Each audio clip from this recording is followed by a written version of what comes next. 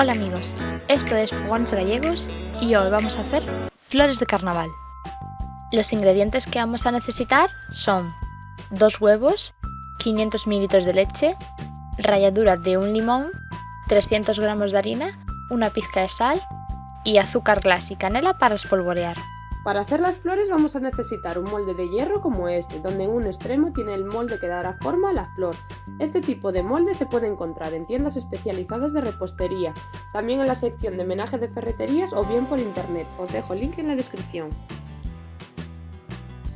Lo primero será echar en un bol los huevos, la leche, la sal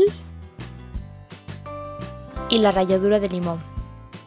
Como podéis ver, hoy contamos con la ayuda de nuestra mini chef, ya que es una receta fácil que hasta los más pequeños pueden ayudar. Añadimos la harina y batimos.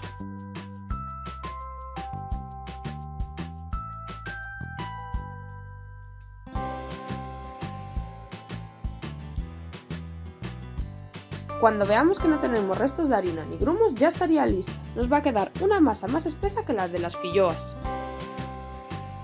Para hacer las flores el aceite debe estar bien caliente y el molde dentro.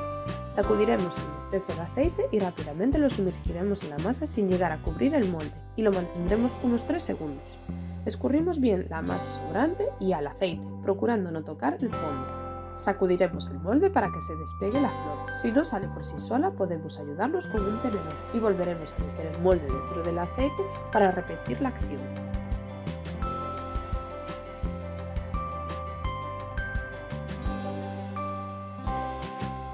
Le daremos vuelta a la flor para que se haga por los dos lados y una vez doradita la sacamos y la ponemos a escurrir.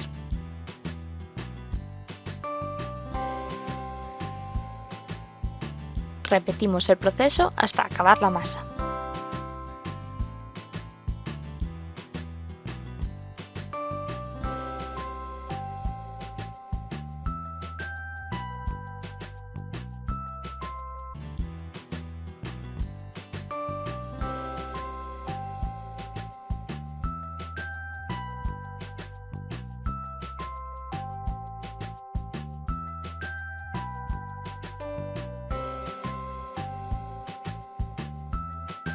Por último, espolvorearemos el azúcar glass con la canela.